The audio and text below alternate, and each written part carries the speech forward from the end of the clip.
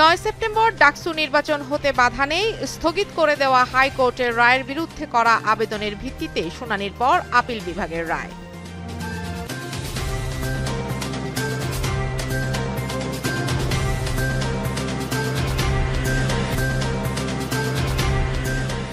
সামাজিক মাধ্যমে বিশ্ববিদ্যালয়ের একজন ছাত্রীকে কুরুচিপূর্ণ ভাষায় আক্রমণ ও হুমকি দেওয়ার ঘটনায় ঢাকা বিশ্ববিদ্যালয়ের শিক্ষার্থী আলী হোসেনকে বিশ্ববিদ্যালয় থেকে ৬ মাসের জন্য বহিষ্কার করা হয়েছে।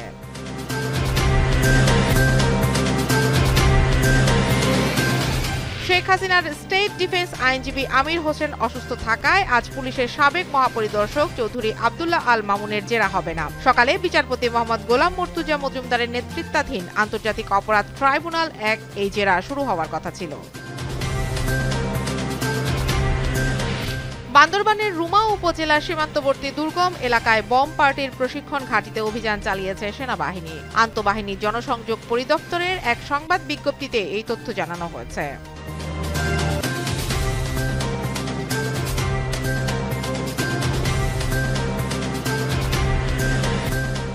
ফিলিস্তিনের অবরুদ্ধ গাজা উপত্যকার বিভিন্ন স্থানে ইসরায়েলি হামলায় একদিনে আরও ১০৫ ফিলিস্তিনি নিহত হয়েছেন।